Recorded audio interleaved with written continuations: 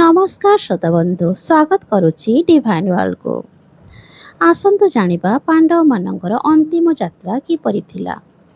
କୁରୁକ୍ଷେତ୍ର ଯୁଦ୍ଧ ଶେଷ ହେବା ପରେ ପାଣ୍ଡବମାନେ ପ୍ରାୟ 36 ବର୍ଷ ପର୍ଯ୍ୟନ୍ତ ହସ୍ତିନାପୁର ରାଜ୍ୟ ଶାସନ କରୁଥିଲେ।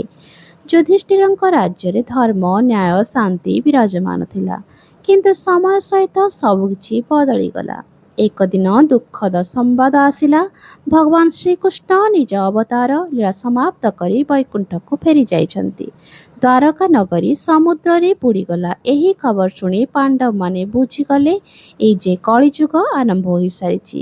ଯୁଧିଷ୍ଠିର ନିଷ୍ପତ୍ତି ନେଲେ, ଏବେ ରାଜ୍ୟ, ଧନ ଓ ବୈଭବର ମୋହ ଛାଡ଼ି ପରମାତ୍ମାଙ୍କ ପଥରେ ଚାଲିବାର ସମୟ ଆସିଛି।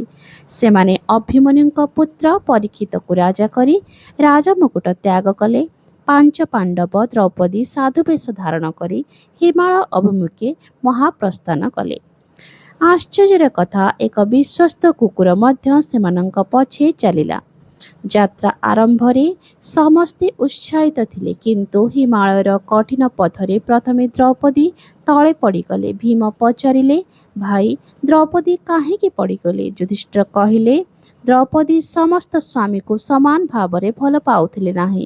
ସେ ଅର୍ଜୁନଙ୍କ ପ୍ରତି ଅଧିକ ପକ୍ଷପାତ କରୁଥିଲେ। ସେହି ସୂକ୍ଷ୍ମ ଦୋଷର ଫଳରେ ସେ ଏଠାରେ ପଡ଼ିଗଲେ। ତାପରେ କିଛି ଦୂର ଯିବା ପରେ ସହଦେବ ମଧ୍ୟ ପଡ଼ିଗଲେ। ଯୁଧିଷ୍ଠିର କହିଲେ, ସହଦେବ ନିଜ ଜ୍ଞାନ ଉପରେ ବହୁତ ଗର୍ବ କରୁଥିଲେ, ତେଣୁ ସେ ଏଠାରେ ପଡ଼ିଗଲେ। କିଛି ସମୟ ପରେ ନକୁଳ ମଧ୍ୟ ପଡ଼ିଗଲେ। ଯୁଧିଷ୍ଠିର କହିଲେ, ନକୁଳ ନିଜ ସୌନ୍ଦର୍ଯ୍ୟ ଉପରେ ଅହଙ୍କାର କରୁଥିଲେ, ସେହି ଅହଙ୍କାରର ଫଳ ଏହା। ପରେ ଅର୍ଜୁନ ମଧ୍ୟ ଧରାରେ ପଡ଼ିଗଲେ। ଯୁଧିଷ୍ଠିର କହିଲେ, ଅର୍ଜୁନ ନିଜ ବୀରତା ଓ ଧନୁର୍ବିଦ୍ୟା ଉପରେ ଗର୍ବ କରୁଥିଲେ। ସେ ଭାବୁଥିଲେ ତାଙ୍କ ପରି ବୀର କେହି ନାହିଁ। ସେହି ଗର୍ବ ତାଙ୍କ ପତନର କାରଣ ହେଲା।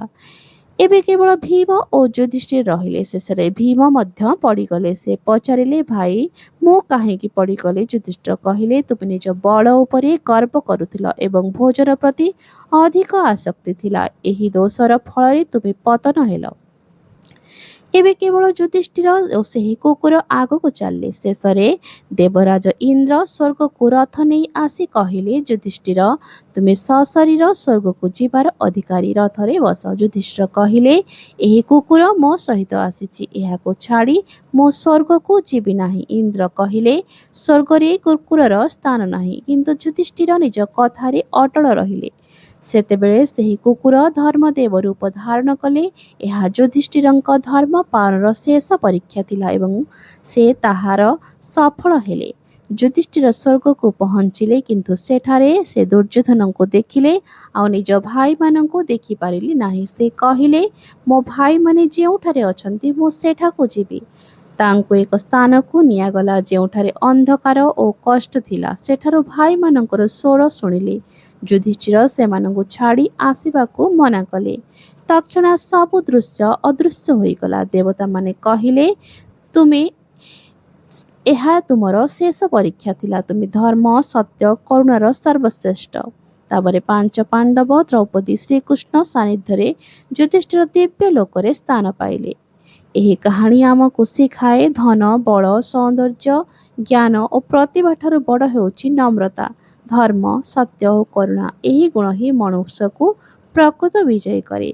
ଯଦି ଏହି କାହାଣୀଟି ଆପଣମାନଙ୍କୁ ଭଲ ଲାଗିଥାଏ, ତେବେ ଚ୍ୟାନେଲକୁ ସବସ୍କ୍ରାଇବ୍ କରିବାକୁ ଭୁଲନ୍ତୁ ନାହିଁ।